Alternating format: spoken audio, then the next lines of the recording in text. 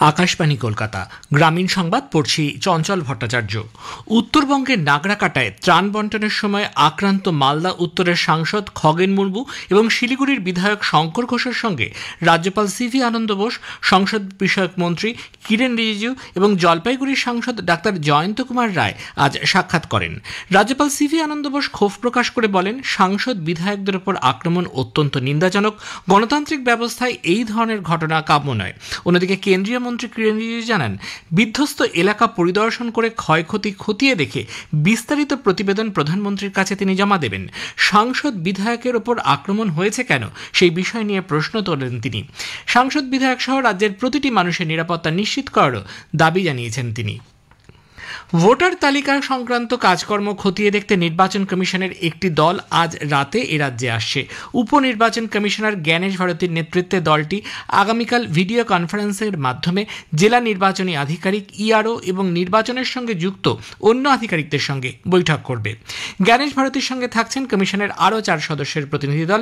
নির্বাচন কমিশন সূত্রে জানা গেছে, বিহারের পর এবার পশ্চিমবঙ্গ সহ গোটা দেশে এসআইআর প্রক্রিয়া নিয়ে চূড়ান্ত প্রস্তুতির পর্যালোচনা করতেই এই সফর।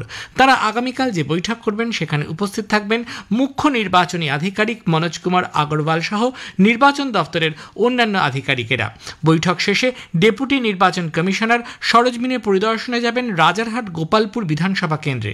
উল্লেখযোগ্যভাবে এই কেন্দ্র থেকেই প্রথম ভোটার তালিকায় অনিয়ম ও কারচুপির অভিযোগ ওঠে, যার পরিপ্রেক্ষিতে 4 জন আধিকারিককে সাসপেন্ড করা হয়েছিল। মুর্শিদাবাদ জেলার বিভিন্ন প্রাথমিক বিদ্যালয়ে পঠন পাঠনের মানোন্নয়নের জন্য জেলা প্রাথমিক বিদ্যালয় পরিষদ 56টি স্কুলে অতিরিক্ত 1 জন করে শিক্ষক পাঠাচ্ছে। এতদিন এই স্কুলগুলিতে মাত্র 1 জন করে শিক্ষক কোনো রকমের সমস্ত ক্লাসের পড়ুয়াদের সামলাতেন। অনেক জায়গায় স্কুলের সমস্ত শ্রেণীর পড়ুয়াকে একই ক্লাসে নিয়ে এসে পঠন পাঠন করাতেন।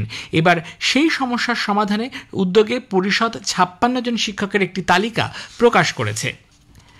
জেলার লালগোলার তারানগরে পদ্মার ভাঙনে ক্ষতিগ্রস্তদের পুনর্বাসন দিচ্ছে রাজ্য সরকার। প্রাথমিকভাবে 138টি পরিবারকে পুনর্বাসন দেওয়ার জন্য জমি চিহ্নিতকরণের কাজ প্রায় শেষ বলে প্রশাসনের সূত্রে জানানো হয়েছে। ব্লক প্রশাসনের একটি সূত্রের দাবি, কিভাবে পুনর্বাসন দেওয়া হবে, কারা পুনর্বাসন পাওয়ার তালিকায় থাকবেন তা নিয়ে পঞ্চায়েত সমিতির সভাঘরে চূড়ান্ত পর্যালোচনা বৈঠক হবে আগামী 13ই অক্টোবর। এদিকে গত কয়েকদিন ধরে বৃষ্টিতে মুর্শিদাবাদের কৃষকেরা আনাজ ক্ষেতের বীজতলায় জল জমা নিয়ে চিন্তিত।